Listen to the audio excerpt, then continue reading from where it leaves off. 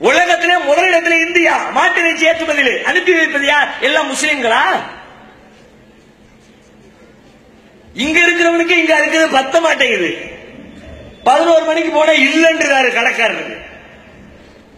இவெல்லாம் எக்ஸ்போர்ட் பண்ற அளவுக்கு ஒரு விவரமும் இல்லாத மண்ணாங்கட்டி நம்மாளு. ஒரு மாட்டை அறுத்தமா, 4 நாளைக்கு வச்சமா, 4 பேருக்கு கறியாக்கி கொடுத்தமா, அதுல 50 ரூபாய் சம்பாதிச்சமா, அன்னைக்கே காலி பண்ணணுமான்னு போய்கிட்டு இருக்க கூட்டம். சம்பாதிக்க தெரியாத கூட்டம். சம்பாதித்துக் கொண்டிருப்பது யார்? ஒவ்வொரு நாளும் பல்லாயிரக்கணக்கான கிலோக்களை ஏற்றுமதி செய்வது யார்? எல்லாம் சங்க பரிவார். பிறகு என்ன வேஷம்? மாதாவாம், கோமாதாவாம், தாயாம், அன்னையாம், எல்லாம் பசப்பு வார்த்தை. நான் கேட்கிறேன், அடே கோமாதா தானே, உன் கடவுள் தானே, நீ கும்பிடுற தெய்வம் தானே, ஏன்னா ரோட்ல விட்டு இருக்கிற, வீட்டுல கொண்டு வைடா. உனக்கே வீடுனா உன் கடவுளுக்கு கோயில் கட்டணும்ல. கடவுள்னா கடவுளை பூரா கோயில் தானே வச்சிருக்க. எல்லாம் மாட்டை பிடிச்சிட்டு போய் கோவில் போய் மாட்டு கோயில். ஒரு ஊர்லயும் மாட்டு கோவில் பார்க்கலைங்க. சிவனுக்கு கோயில் இருக்கு, பிரம்மனுக்கு கோயில் இருக்கு, பிள்ளையார் கோவில் இருக்கு, ராமர் கோவில் இருக்கு. மாட்டு மாதாவுக்கு ஏன் கோவில் வைக்கல? சொல்லு நீ. ஒரு ஆளு சொன்னாரு, மாதா பசு தெய்வம், அதுக்கு ரொம்ப புனிதம் என்னன்னு கேட்டா இந்திய பசு, அதான் ரொம்ப முக்கியம். வெளிநாட்டு பசுலாம் அவங்க கண்டுக்க மாட்டாங்க. இந்தியாவில் இருக்கிற மாதாவுக்கு தான் கோமாதா பட்டம் கொடுத்து வச்சிருக்கிறாங்க. ஓகே, அவர் கேட்கிறாரு, பசுக்கள் தான் உற்பத்தி செய்கிறது, மாட்டை உற்பத்தி செய்கிறது. காளை மாட்டுடைய விந்தணுக்களை சினை சேர்த்து, சினையை சேர்த்து பசு மாடுகளை ஜெனரேட் பண்ணுது இல்ல. இந்த ஜெனரேஷன் ஒரு 40-50 ஆண்டுகளுக்கு முன்னால் இந்தியாவிலே மாடுகள் ஜெனரேட் செய்யப்பட்டது. காளை மாட்டுடைய விந்தணுக்களை எடுப்பார்கள், பசுமாட்டுல சேர்ப்பாங்க. அதுக்கு நாட்டில் ரொம்ப வளமான காளை மாடுகள் தேர்ந்தெடுக்கப்பட்டு அதனுடைய விந்தணுக்களை சேகரித்து இந்த வேலையை செஞ்சுக்கிட்டே இருந்தாங்க. ஒரு குறிப்பிட்ட காலம் வந்த உடனே பருவ காலத்தில் மாட்டாஸ்பத்திரி கூட்டிட்டு போனீங்கன்னா மாட்டாஸ்பத்திரியில் இன்ஜெக்ஷன் போடுவோம்.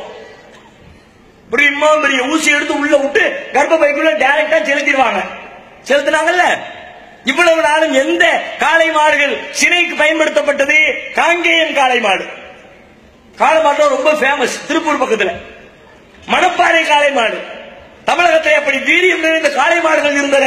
அந்த காளை மாடுகளுடைய விந்தணுக்களை எடுத்து பசு மாடுகள் சினை ஊட்டப்பட்டது. கடந்த 60 ஆண்டுகளாக அந்த திட்டம் மாற்றப்பட்டு விட்டது. எப்படி தெரியுமா?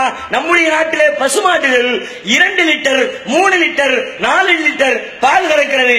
வெளிநாட்டிலே 60 லிட்டர், 70 லிட்டர், 100 லிட்டர் பால் கறக்கிறது. கோமாதாவுக்கு கெப்பாசிட்டி இல்லையான்னு ஒரு கேள்வி வந்துருச்சு. உடனே நம்ம விஞ்ஞானிகள் தான் டக்குனு வெளிநாட்டுக்கு போயிட்டான், கனடாவுக்கு போயிட்டான், டென்மார்க்கு போயிட்டான். ஓ மாடு மட்டும் 60 லிட்டர் தருது, எப்படி? ஒன்னும் பிரச்சனை இல்லை. எங்க மாட்டுல உள்ள விந்தணுவை கொண்டு போய் அதே மாதிரி தந்துரும், டெவலப் ஆயிரும் அப்படின்னா வெளிநாட்டுக்கு போய் ஜெர்சி பசு இருக்கு பத்தியா? ஐரோப்பிய நாடுகளில் ஜெர்சி பசு, ஜெர்சியுடைய விந்தணுவை தூக்கிட்டு வந்து ஜெர்சியின காளை மாட்டுடைய விந்தணுக்களை எடுத்துட்டு வந்து இப்ப போடுற இன்ஜெக்ஷன் எல்லாமே கோமாதாவுக்கு வெளிநாட்டு விந்தணு, குறிப்பாக கிறிஸ்தவ நாடுகளுடைய விந்தணு. கோமாதாவின் கற்பழிந்து 60 வருடங்கள் ஆகிவிட்டதப்பா. குத்தம் கேட்கலையே, கோபம் இல்லையடா.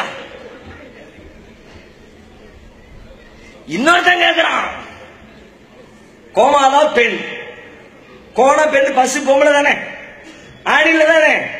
ரொம்ப வக்கரமா கேட்கிறான், கோமாதாவிடத்திலே பால் கறப்பது அது ஒரு பாலியல் குற்றம், பரான இடத்தில் நீ எப்படி கை வைக்கலாம்? பால் கறக்கிற குற்றத்தை பாலியல் குற்றம் ஆகிட்டானுங்க. பெண்ணாக உருவகிக்கிறாய், தாயாக உருவகிக்கிறாய், அதுக்குரிய கண்ணியத்தை கொடுத்தாயா? கேட்டா நாங்க மதிக்கிறோம், அதனாலதான் கொல்லக்கூடாதுங்கிறோம். கொல்லக்கூடாதுன்னு சொல்லி ஒரு ஏழை விவசாயி இடத்திலே சொல்லுகிறாயே, அவனால் அதை வைத்து என்ன செய்ய முடியும்? நான் கேட்கிறேன். பல வருடங்கள் ஆகிவிட்டது, கிணறு தட்டி விட்டது, பால் தரவில்லை, உழுவதற்கோ வேறு தேவைகளுக்கோ பயன் தரவில்லை. ஒரு ஏழை விவசாயி ஒரு மாட்டை வைத்து குடும்பம் நடத்திக் கொண்டிருக்கிறவர் இப்பொழுது அந்த மாட்டை என்ன செய்வது? உடனே இவன் சொல்லுவான், ஏன்ட்ட கொடுத்து ஓன்ட்ட கொடுத்துட்டு அவன் சோத்துக்கு என்ன பண்றது? காசு கொடுத்தியா? உன்ட்ட கொடுக்குற ரெடி, இந்த மாட வச்சுக்க, 10,000 ரூபாய் கொடு, 8,000 ரூபாய் கொடு, காசுக்கு வாங்கிட்டு போவியா? அதை வச்சுக்கிட்டு வேற மாடு வாங்குவாரு. அதை செய்ய மாட்டார்களாம். எங்களிடத்திலே கொடு, நாங்கள் கோசாலையில் வைத்து மாடுகளை பராமரித்துக் கொள்கிறோம். பல பேர் கொடுத்தாங்க, பல பேர்ட்ட புடிங்கிட்டு போனாங்க. ஒரு வருஷத்துக்கு முன்னாடி தமிழ்நாடு கவர்மெண்ட் என்ன பண்ணுச்சு, கோசாலைய பூரா ஆய்வு பண்ணடா, எவ்வளவு மாடு போச்சு, எவ்வளவு மாடு இருக்குது, எப்படி பாதுகாக்கிறாங்க, செலவுலாம் எப்படி போய்கிட்டு இருக்கு, எல்லாத்தையும் முறைப்படுத்து அப்படியே ஒரு டீம் உள்ள அனுப்புறான். உள்ள போயிட்டு ரெக்கார்டு தர்றான். உள்ள வந்து 6000 கோமாதாவை காணோம். எங்கடா போச்சு? கசாப்பு கடைக்கு போச்சு. யாரா கொடுத்தான்? இவன் தான் கொடுத்தான். அப்துல் காதர் அறுத்தா அபத்தமா? அதுவே அத்வானிகள் அறுத்தால் உங்களுடைய வருமானத்திற்காக, அரசியலுக்காக செய்கிற வேலை என்று இதற்கு வேற என்ன பெயர்? நான் கேட்கிறேன், பதில் சொல்லிட்டு பார்க்கலாம்.